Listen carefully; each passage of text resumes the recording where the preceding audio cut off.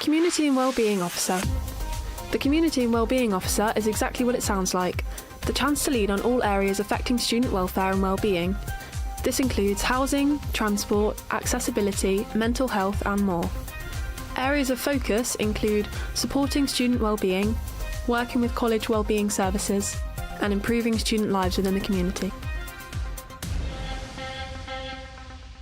Hello everybody, I'm here with Samuel Dickinson. Sam, would you like to introduce yourself and explain what motivated you to run for this position? Yeah, of course. Thanks for having me. Hello everyone, my name's Sam. I'm a third year social political science student. I ran for community and wellbeing because I think the SU doesn't really do enough to support people, support students, and particularly in terms of things like circuit laundry. I think in first year that was a massive cost to me, and that's a political decision by the university to have for-profit laundry services on campus. Mm-hmm. I think that's wrong, and I don't think the SU is geared correctly to tackle that issue. And the same goes with spiking on campus and in town. I think the SU, again, it just isn't communicating about what it's doing about these issues, and it's not pressuring venues, and it's not lobbying the university to pressure venues and reconsider commercial contracts with the university. Mm-hmm. So those are the two main issues that I think really have to change with the student union. Right, and you say that you intend to use the student union's leverage in the city to tackle issues with spiking and assault in the city. What measures do you plan to enact to ensure effective collaboration with York venues in the future?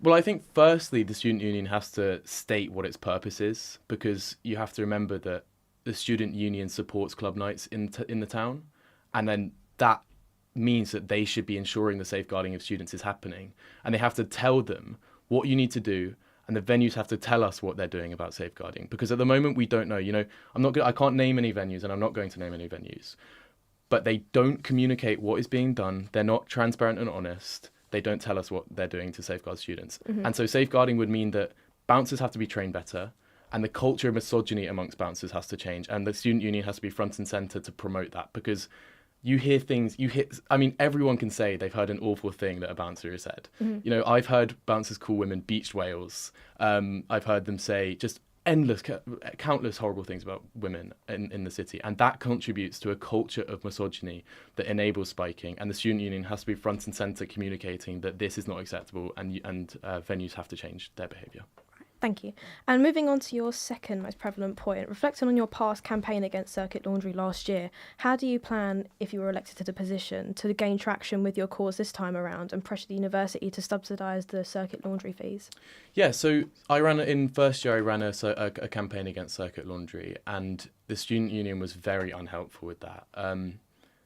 I'll repeat the point that the decision to have for-profit laundry services on campus is a political one. It's a decision by the university because they want profit. Mm-hmm.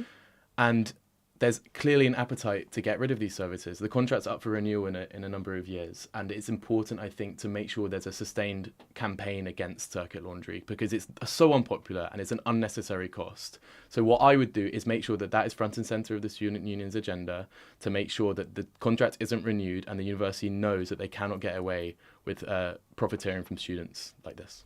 Thank you.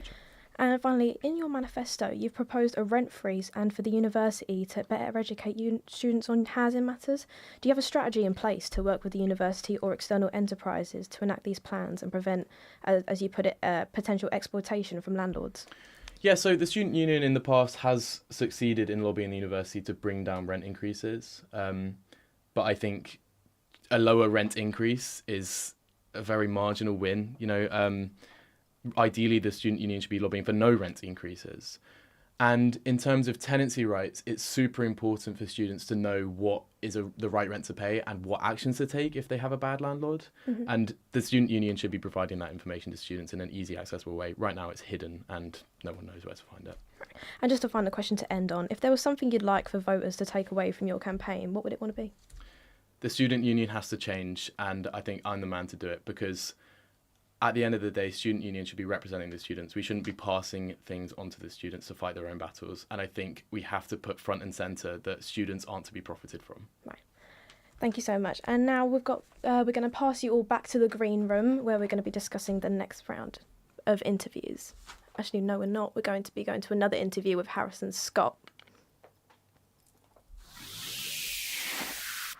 Community